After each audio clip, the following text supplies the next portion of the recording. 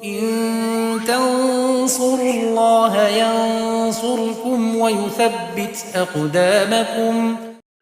Bismillah walhamdulillah wassalatu wassalamu ala rasulillah wa ba'du.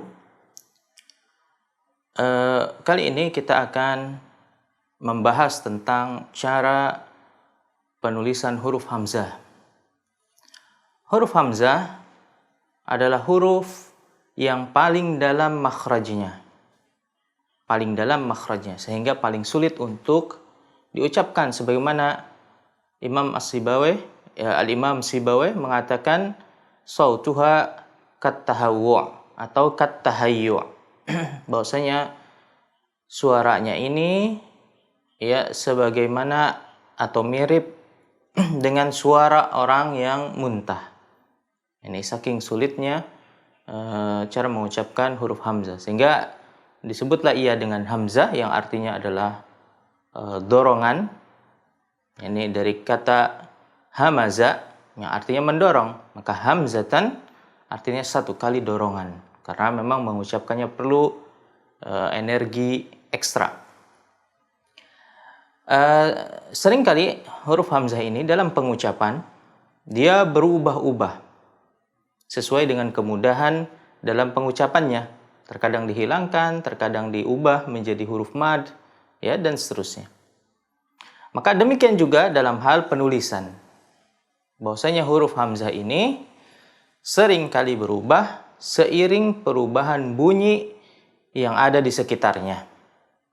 Dan terkait huruf hamzah ini, antum bisa mendownload salah satu dari e-book kami yang berjudul Syarhul Qawaid fil Imla. Nah, di sini Imam As-Suyuti rahimahullah mengatakan wal hamzatu awalan bil alifi. Bahwasanya huruf hamzah ketika ia berada di awal kata ditulisnya dengan huruf alif.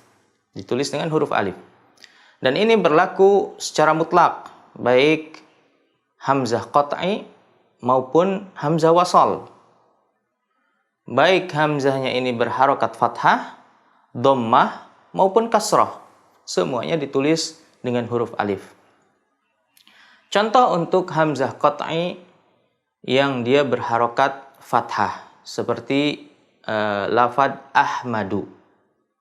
Ahmadu, kita tuliskan hamzah ini dalam bentuk huruf alif, dan jangan lupa diberi ra'sul ain di atasnya, yaitu kepala huruf ain sebagai simbol dari huruf hamzah, dan untuk menunjukkan bahwasanya ia adalah hamzah qat'i yang dibaca dimanapun ia berada, baik di awal kalimat maupun di tengah kalimat.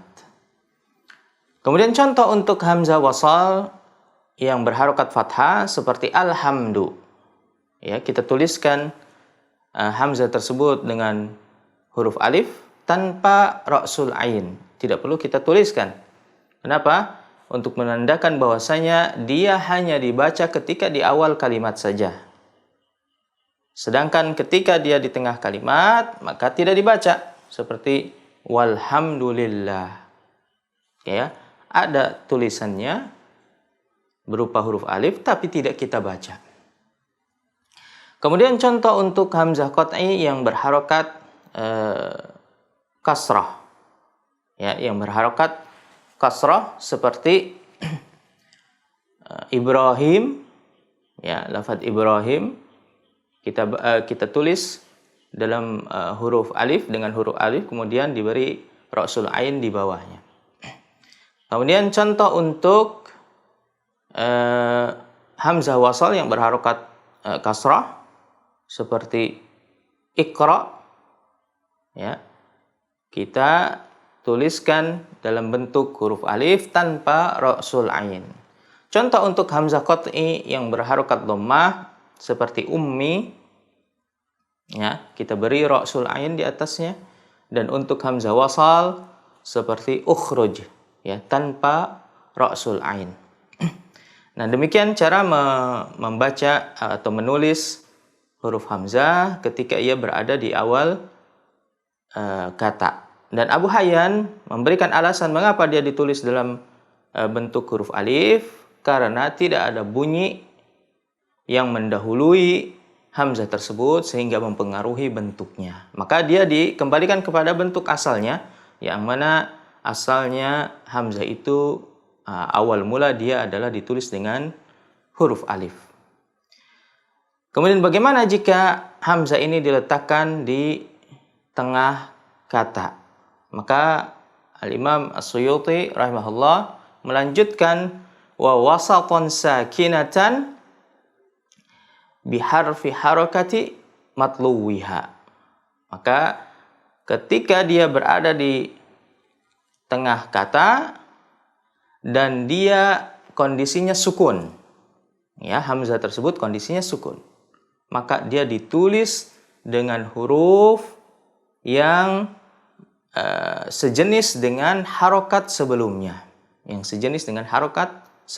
Jadi kita lihat dulu harokat sebelumnya, harokat apa, dan itu menentukan bentuknya. Kalau dia didahului oleh hamzah ini didahului oleh fathah, seperti pada lafadz ra'sun, ya, dan posisi hamzah di sini adalah sukun, maka hamzah ini ditulis dengan huruf alif. Mengapa huruf alif? Karena sebelumnya ada fathah, yaitu pada huruf ra. Sehingga yang sejenis, ya, huruf yang sejenis dengan fathah adalah alif. Ya, kita tuliskan hamzah tersebut dengan huruf alif. Jangan lupa diberi ra'sul ain di atasnya, kemudian disukunkan. Contoh lain pada lafadz bi'sa. Ya, pada lafadz bi'sa berbeda bentuk hamzahnya. Mengapa? Karena dia didahului oleh kasrah. Maka hamzahnya ditulis dengan huruf ya. Ya, ditulis dengan huruf ya. Kemudian kita beri ra'sul ain di atasnya. Karena sebelumnya ada kasrah, yaitu bi, ya, pada huruf ba. Kemudian jika sebelumnya ini berharokat dhammah, ya, berharokat dhammah, maka dia ditulis dengan waw.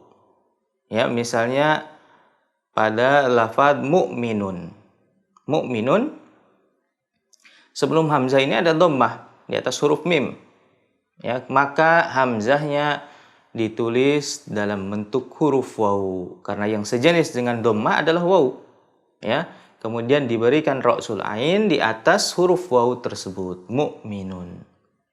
Nah, inilah cara menulis di antara kaidah menulis huruf hamzah, dan insya Allah akan kita lanjutkan terkait huruf hamzah ini di pertemuan setelahnya. Sallallahu ala nabiyyina Muhammad wa ala alihi wa ashabihi wasallam. Assalamualaikum warahmatullahi wabarakatuh.